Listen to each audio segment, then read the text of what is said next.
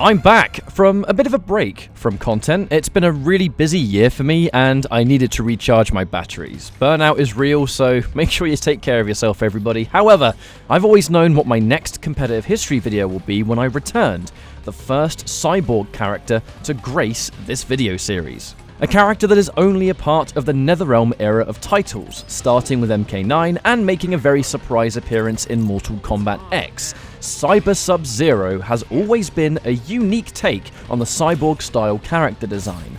However, competitively, this character has always struggled to really stand out as a powerful pick, a character that took a long time to develop fully mechanically, especially in his first ever appearance of MK9.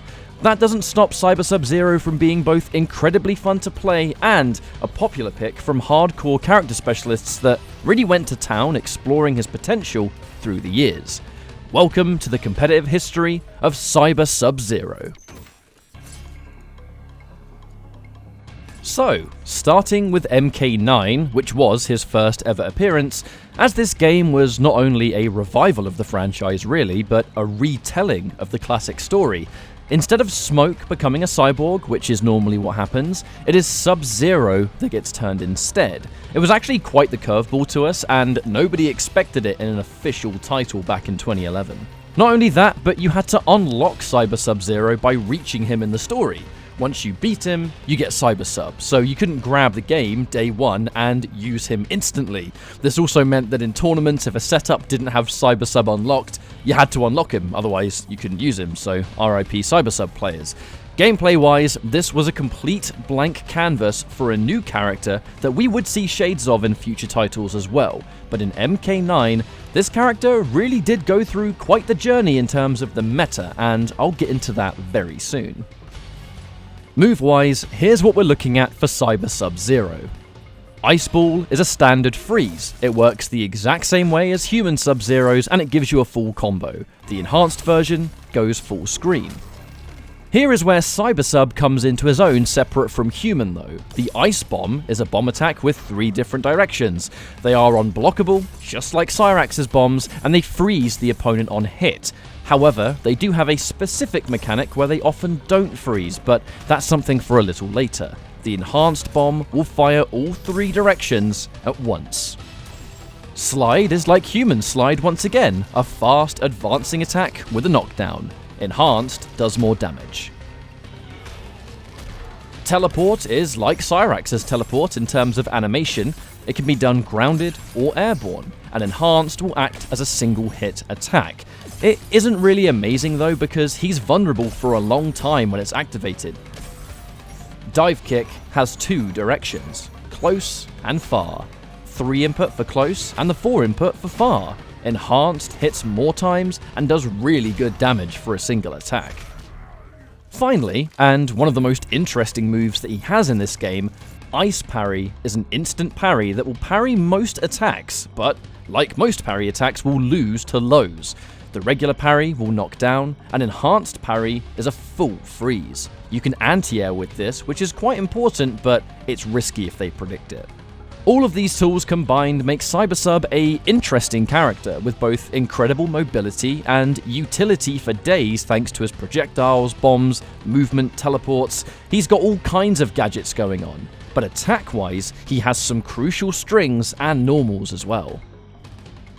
3-3-2 hits 3 times, with the second hit of the string acting as a low. 3-4 ends in overhead, so there is somewhat of a mix-up here, although 3-4 is definitely slower. 2-1 1+2 is your main launcher most of the time, but 2-1 is also your best string to confirm into meterless freeze. Back 2-2 and forward 2-2-1 are both advancing strings useful for combos, with the back 2-2 also being a good poke in the neutral. Back 3-2-1 starts from a low and it splats, but the back 3-2 can combo into X-Ray as you're airborne. The same can be said for back 2-4, which on its own is not very good, but on hit can combo into the X-Ray in the corner.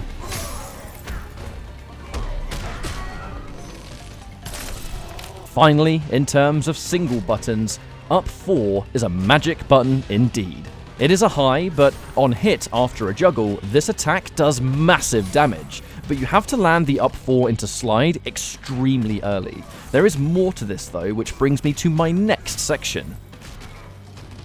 Cybersub's X-Ray can only be done in the air, and it starts from a dive kick. Does really good damage, but is mostly used for combos, although you won't really see this in general because he's a meter-intensive character. Cyber Sub-Zero really sums up the insane levels of tech that Mortal Kombat 9 had. However, we need to understand a drawback that he's always suffered from because this was designed to be this way, presumably so he just wasn't Cyrax 2.0, I assume. Cybersub's bombs could not launch. The opponent was also technically airborne during the frozen stun, so you'd often just get something like 3-4 into back 2-2 slide. Not terrible, but it's not a grounded combo which would have done more damage. Additionally, his bombs, when used as a setup tool after combos, would rarely freeze at all. They'd just knock down, like this. It's not a lot of damage, and you don't get much off it a lot of the time.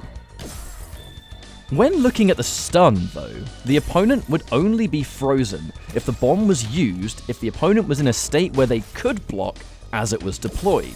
But it still felt really strange because sometimes they'd freeze anyway, sometimes not. It was sometimes said that if the game considered them in a state where they can't move, they'd get frozen, but sometimes it's just a normal hit. The main purpose for bombs on hit was on the understanding that, look, they probably won't freeze, and working around the mini-explosion was your best bet. You could still combo from it if you time it right, and the most common combo being a 2-1 1+2 that usually has a gap in between the second and third hit, but the bomb would fill that gap and allow a free launch afterwards, because the final hit launches. The final note about the bombs on a base level was that if the opponent is frozen by either a bomb or regular freeze, you are unable to fire any more bombs until the combo is over.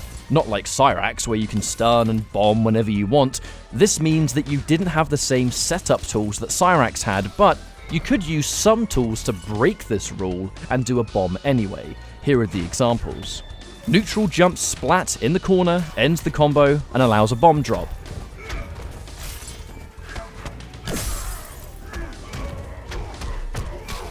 Mid-screen or in the corner, a dash into up 4 after the 2-1 launch ends the combo instantly and again allows a bomb drop. Although they are quite far away, so you can use other moves to make this really tricky, but you're not going to get masses of reward mid-screen. Not being able to use bombs after combos the way Cyrax could made you have to use other methods for setup.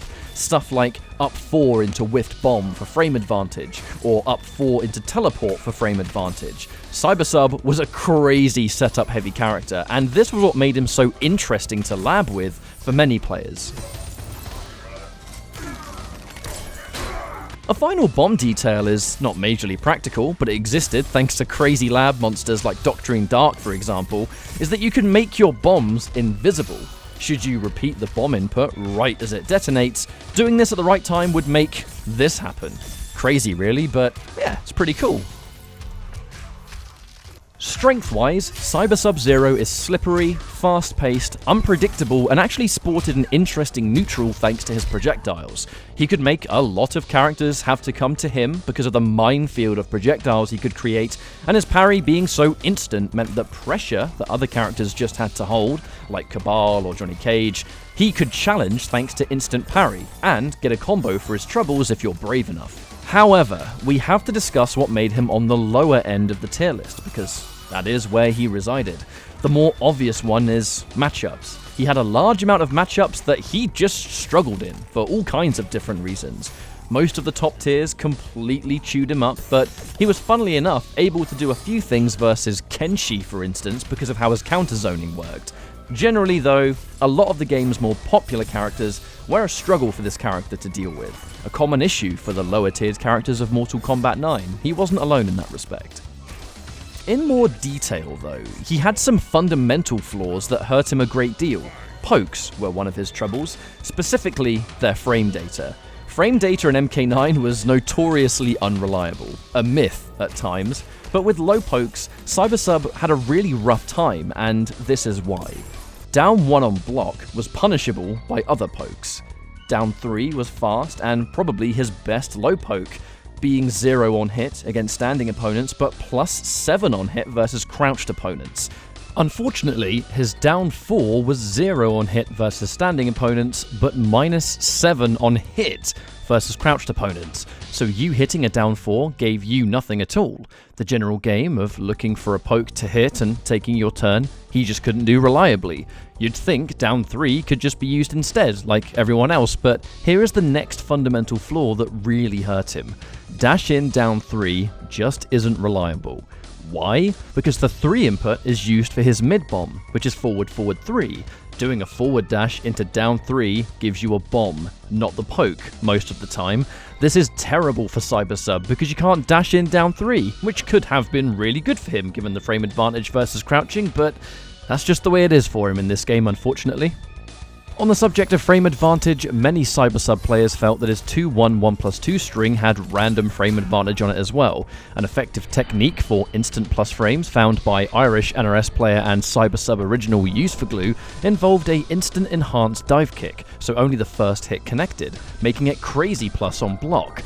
This random frame advantage from 2-1 1+2 could go into instant dive kick and then another 2-1. It's weird, but I always thought it was pretty neat, personally. Fundamentally, Cyber Sub-Zero did not have the base tools to compete with the top tier characters of Mortal Kombat 9, but his tech, setups, combos, and more were really fun to dive into nevertheless. He was popularized back in the day by players such as EGP Guamo, J360, and Used for Glue, to name a few, and you can actually find their tournament footage to this day on YouTube. They really pioneered this character competitively, in my opinion. A lot of the setup potential that I mentioned took a very long time to discover and refine, so early Cyber Sub-Zero was not the same kind of character that you could in theory experience in 2020. He was a slow burner, and many Cyber Sub-Zero players of that time frame wouldn't have used a lot of the setups and tech that you see here. A crazy new addition to a legendary MK title.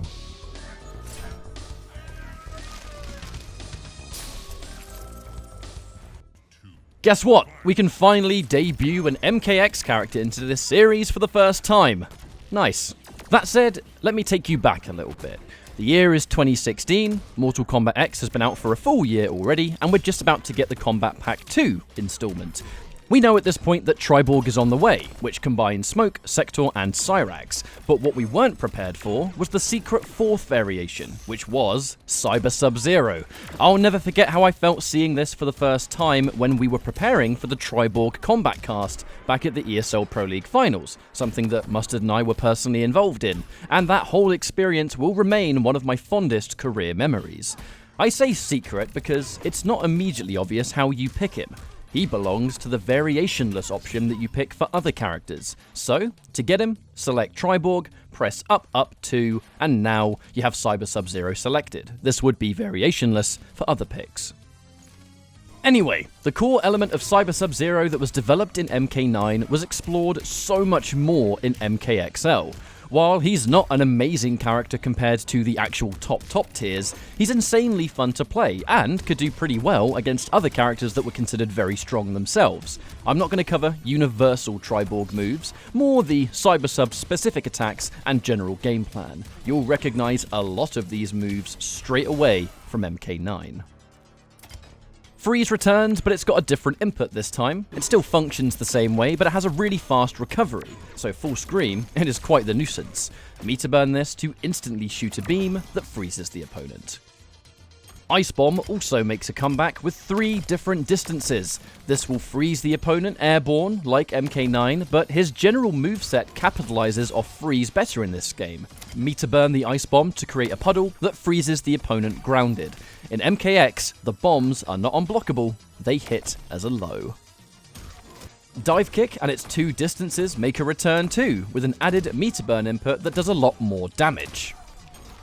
Slide is fast, goes really far, and is armoured with extra damage if you meter burn it. The final special and something new to Cyber Sub in X is the drone. This drone powers up some of your Cyber Sub specific attacks. Meter burn this to summon all 3 at once, and 3 is the limit. I will explore the drone in a little bit though, because they are important.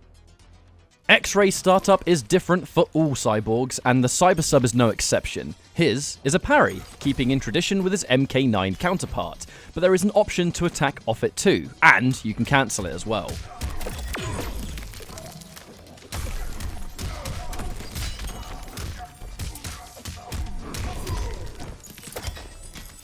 It has an amazing brutality.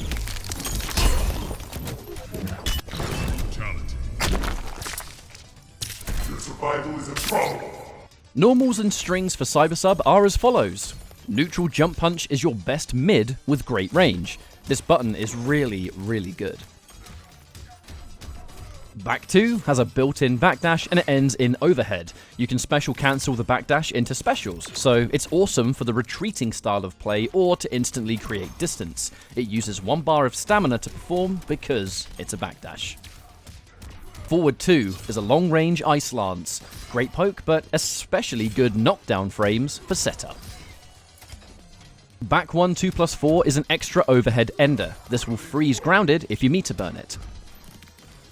Forward 1-2 starts from the far and fast forward 1 and is slightly plus on block, a great move for pushback into other buttons. 2-1-2 acts like sectors visually, but it simply knocks down on its own. However, the drone changes the properties of this, which brings me to the drone buff breakdown, as this was really important to the character. Drone would alter many of Cyber Sub's moves, some being quite vital in a real match. Here's the list. 2-1-2 with the drone buff becomes special cancelable.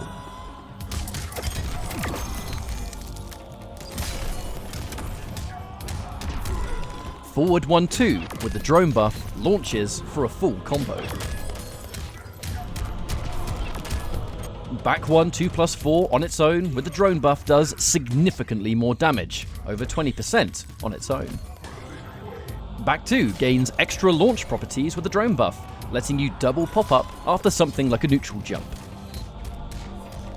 Drone buff on Ice Ball and Meter Burn Ice Ball makes the ice do damage over time, good for BMBs.